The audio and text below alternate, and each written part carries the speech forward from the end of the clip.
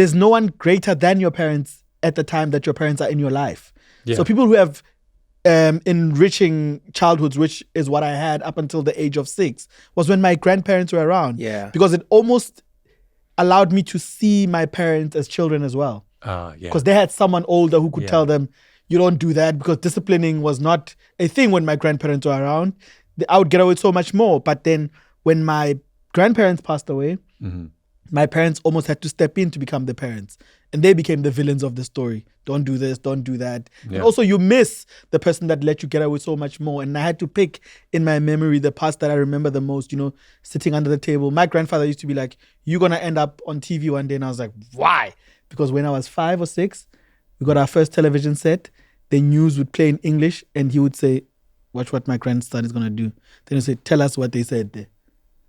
Then I would just listen, and I'd be like, Wait, would listen, you say it listen. back in English? Yeah. Or would you No, I say said back in Tonga. So you would translate it? Yes. You see, this is what you see. I didn't even know Then that, but there you then go. he said, you are going to end up on television one day. And my mom held on to that forever and ever and ever. She used to say that over and over again, and it happened. So I remember those little moments, and I'm like... So what's interesting is not only do you see your grandparents more clearly than your parents, but your grandparents maybe saw you more clearly than your parents did.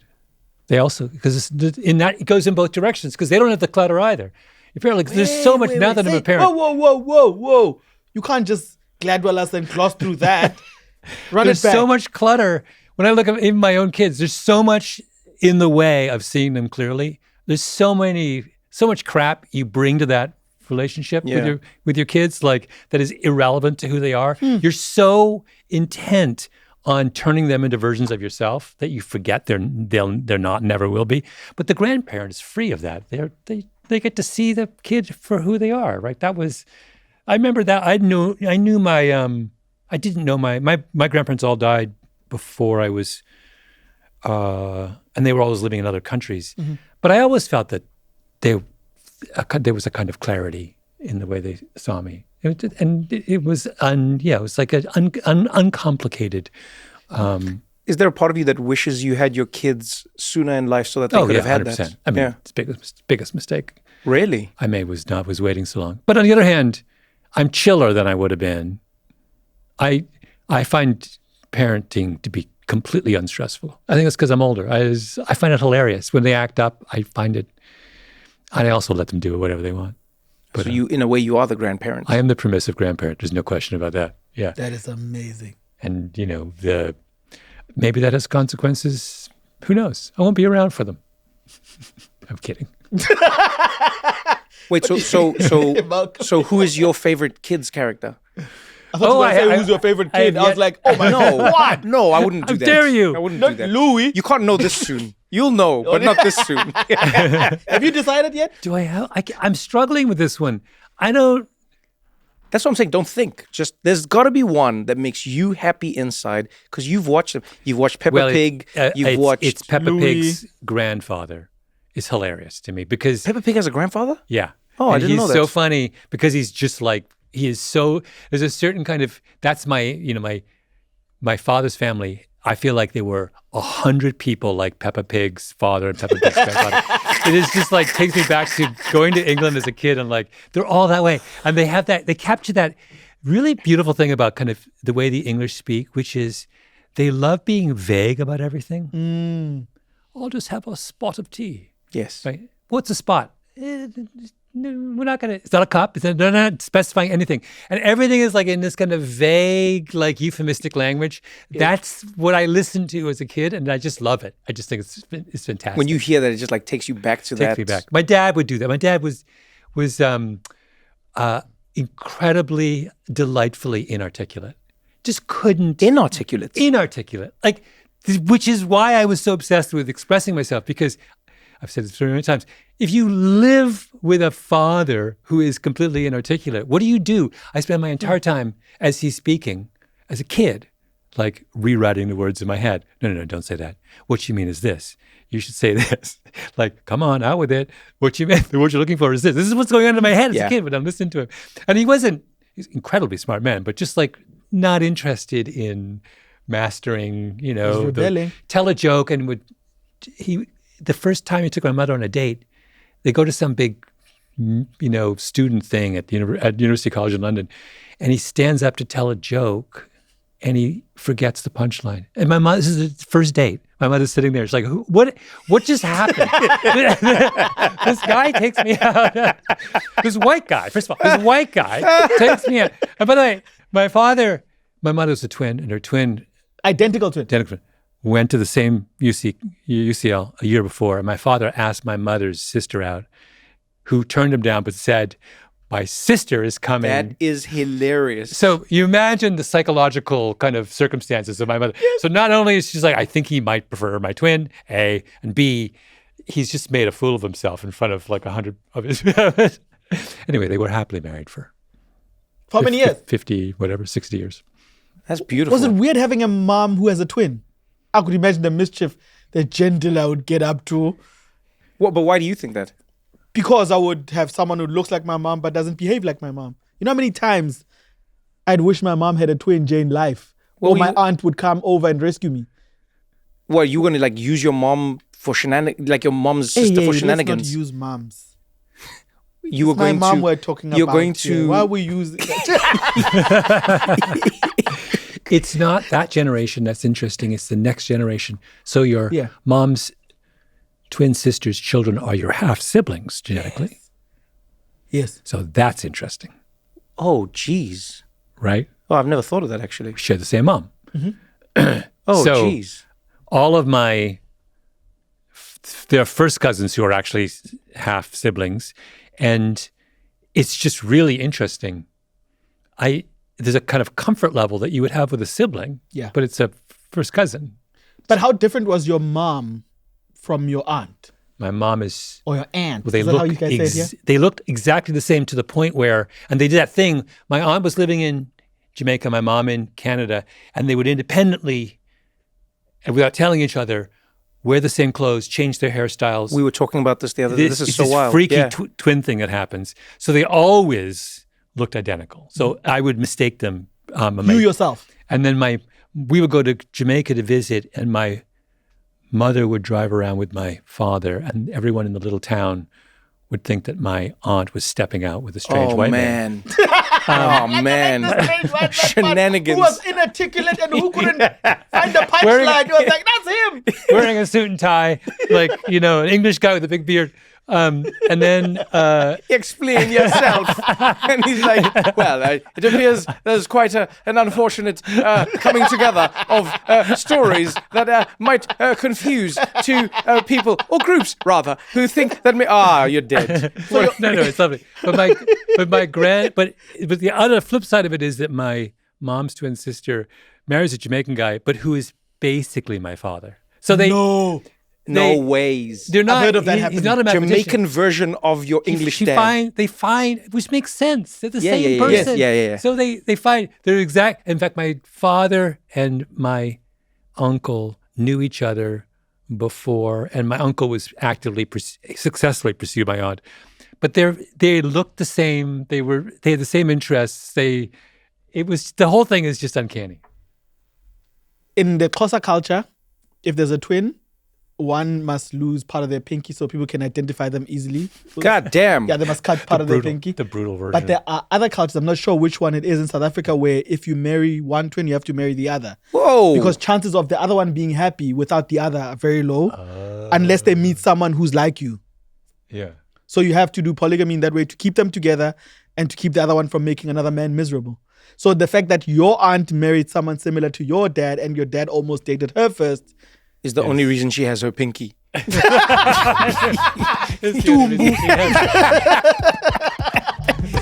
Don't press anything. We've got more What Now after this.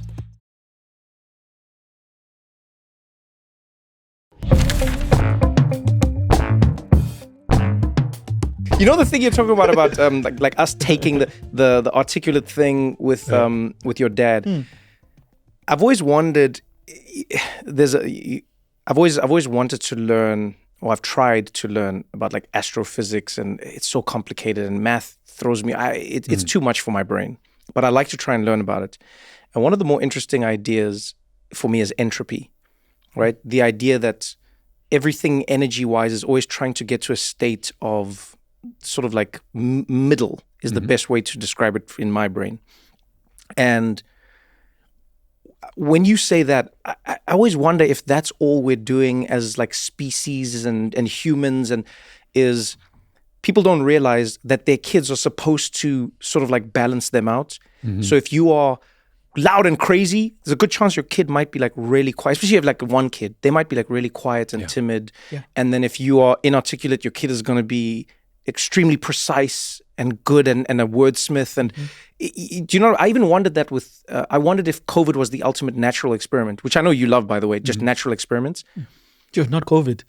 What do you mean? No, not COVID. Oh, no, natural experiments. I was like, no, because what COVID did, in some ways, COVID showed us that the human experiment has been successful in that one thing could not wipe us all out. Yes. Some people died very quickly. Some people didn't even get a sniff. And we don't really know why. You know, there's obviously things, people like comorbidities and weight and age. Yeah, but once you remove that, there's some instances where people they were just gone. And then others on the opposite end of the spectrum, and then the middle people got sick and whatever. And I was thinking about that going, it's like this fascinating, beautiful sort of like hedging of our bets that we do as a species. Yeah. Where you're supposed to be a little bit different, try this version, try that version. And then if you have multiple kids, they must all try a different version, so that the species has the best chance of surviving. Do you know what I mean? Like I've always wondered that as like a... It's one of the great puzzles in psychology was trying to figure out, and it goes exactly to your point, why are siblings so different? Because they shouldn't be different. Yeah. They have same parents, same genes, same home environment, but they're like wildly different, right? And that is because, the impulse is to differentiate, is to take the exact same experience and interpret it in radically different ways. And I see it already with my two daughters. Like the younger one is fashioning from exactly the same environment, is fashioning a completely different experience for herself. Yeah. It's nature versus nurture. Yeah, but even beyond that, it's a safety mechanism. One of the rabbit holes I've been going deeper and deeper into over the past few years has been like monopolies and consolidation. I'm obsessed by it, and I'm obsessed by it because we were never really taught about the effects. Like most people in society, if you go monopolies, they'll be like, I guess it's bad because we were told it's bad. But for most of us, if you say like, why is it bad? We don't really know like why. Someone might be like, oh, prices and whatever. One of the best examples of why it's bad sort of ties into this is in America and in many parts of the world now, if one species of chicken gets sick, they could all go. Monocultures, yeah. Yeah, exactly. Yeah. Like there's one family in Germany, I think, or something that owns, I think it's a type of egg, but it's basically the egg, if that makes sense. And if something goes wrong with that egg, or if there's a disease that affects that strain of chicken and that species, it's gone. Yeah, but it's gone. This is the story in my last book. I told that story about the cheetahs. The cheetahs, there was an extinction event for cheetahs, like 1,000 years ago. And we think that the cheetah population of the world might have got down to one. What? It might have been one pregnant mother who survived. And that's why every cheetah today is genetically identical, which is why cheetahs have such incredible disease, Yeah, they're struggling. Even now. They're prone to disease. Yeah. Oh my God, they're so prone to disease. It's really, really hard to keep cheetahs alive in captivity because even minor infections there's certain kinds of minor infections which that particular cheetah type just happens to be susceptible to. And so they're all susceptible to it. So there's a kind of coronavirus that normally animals shrug off, but it's fatal to cheetahs. And then we had a huge problem a couple of years ago with but in the wild too, cheetahs are like, they're sickly and it's because they're all the same and their sperm is degraded. It's just cousins mating with cousins over and over and over and over and over and over again. They're so identical, like that you can do, when you do a skin graft, the reason they figured this out was they were puzzled by why cheetahs were getting so sick in zoos. And so they did a simple skin graft where they took two cheetahs, different cheetahs, and they just took skin from one and grafted onto the other. And under normal circumstances, the graft would be rejected. Oh, rejected. Because it's different. Like you can't slap on a graft. Someone's. You have to give them all kinds of immunosuppressive drugs. Right. No problem. The other cheetah just accepted the graft, and they realized, oh my God, they're twins. And it's like they're all twins, cheetahs. It's just one family, that's it. It's just one big cheetah family. But those are, and I use that in that book because I was writing about this community, this little wealthy town, which is known as Poplar Grove. I don't give its real name. That had a suicide epidemic at the high school, local that went on for years, a very serious one. And my argument, the argument in the book and the argument of the researchers who studied it was that the problem was that the community had become a monoculture. The kids were all the same. They're all pursuing the same goals. They all wanted to go to Ivy League schools, be attractive, play sports, work really hard, win their parents' approval. And that's not normal for adolescents. Yeah. In a normal high school, there's 10 different social groups, each of which have different goals. And if you fail at one group, you just slide into another. There's always a home for you, right? Yeah. And if you didn't, in this high school, if you didn't fit this perfect model, the one perfect model, then you were considered to be a failure, right? And that's how the suicide epidemic got started. All these kids just eliminate themselves because they didn't fit into the thinking that there was general no point. population. I can't live up to the standard, right?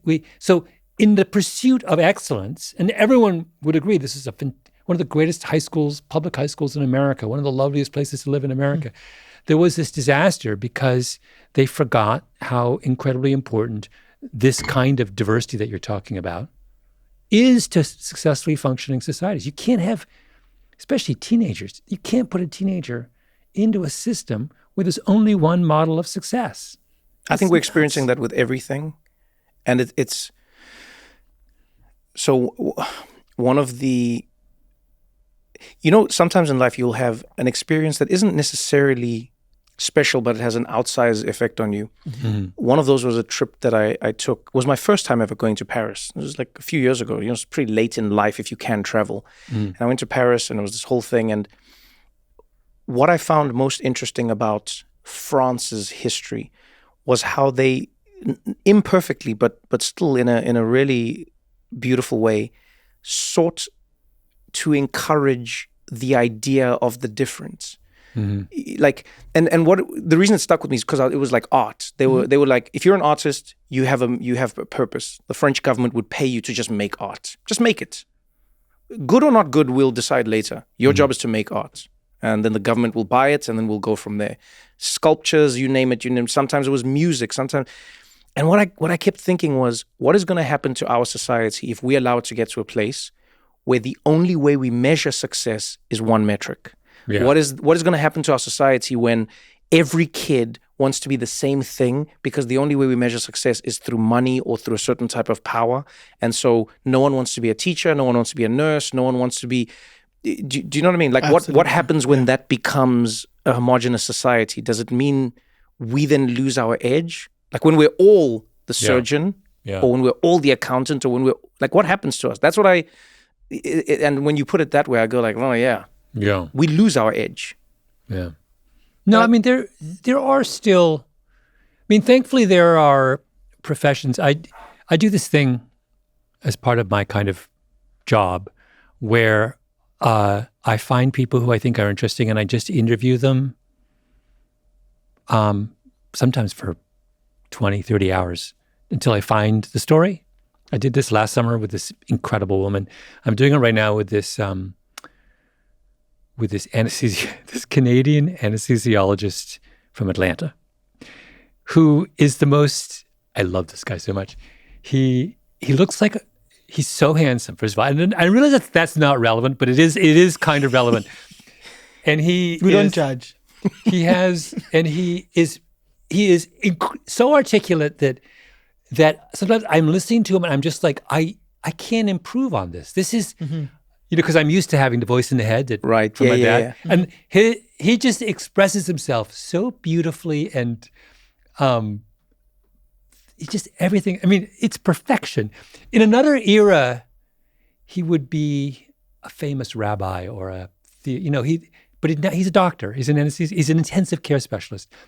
And he describes his And what I'm really interested in is just, I want to know what his life is like. Okay. What is it like? He goes into intensive care for shifts of 7 days, where he's on, basically, and it's the most intensive care is the hardest and most intellectually demanding, he says, and I think I agree with him, of the medical specialties. Yeah. And you have someone who is in real trouble, and you are locked in for your 7-day stretch with that person. And the reason I'm saying this also, his metric of success is incredibly specific and is outside all these. I know, I'm sure he cares about money like all of us, but like, if he wanted to make money, this is a dude who could have made 10x on Wall Street, right? He could have been famous, I'm quite sure, if he wanted. He's never going to be famous. He's a doctor at a research hospital in Atlanta. Like, the thing that he uses to judge his contribution to society is the degree of kind of intellectual and physical effort he puts into keeping someone alive during his 7 days on, right? And as long as there are professions like that allow people to have their own very specific definition of success, we're okay. As long as they exist. Will they always exist? But there are these little pockets where, I'm about to say something incredibly morbid, which is Dumbo. Because yes. Wait, how do you say that word again? Dumbo. So STU feels like a Oh, I see. Stum. Okay. Imagine like a drum, like a big drum being stum. One more time. Yeah, and then the drum releases stumbu. Oh, Sedumbu. Ah, there you go. Okay, all right. Okay, Sedumbu. So my mother's 94, and I've been thinking, because I can't help myself, I've been thinking about her obituary. Right. She's a long way from dying, knock on wood. But she talks about, so she was talking about what she wanted to be cremated. I was like, why are you doing this? Anyway, so I was thinking, what would I say? Many, many, many people will come to my mom's funeral. So what would I say? Because it's going to, I'm going to have to. And one of the things I want to say about her and her life is that she's someone who lived a small life, meaning that she could have lived a big life. She could have been famous. She could have made a lot of money. She's a brilliant, driven, ambitious, woman. She chose instead to define her life much like that doctor I was talking about. She's someone who, her whole life is a series of relationships in which she has taken care of people or been important to people for decades. And there are now, countless people who have been in contact with my mother in an intimate way, going back 50, 60 years. I remember as a kid, there would be people coming into our living room who I'd never seen before, just to sit with my mother and share, and I would listen to these conversations, very personal things about the things. That's her life. It's the way she chose. And she chose to live a small life. And the idea of valorizing the small life is, I think, really important. And a society that loses sight of in many ways, the contribution of the people who live small lives is greater than the contribution of people who live big lives. Society doesn't work without like that layer, right? So that's what I've been thinking about. That's what I would like to say. Is by choice she lived a small life, and she's not dead. It's horrible. Why am I doing this? But that's what I would like to say. That's about her. That's her legacy, I think, and it's really beautiful.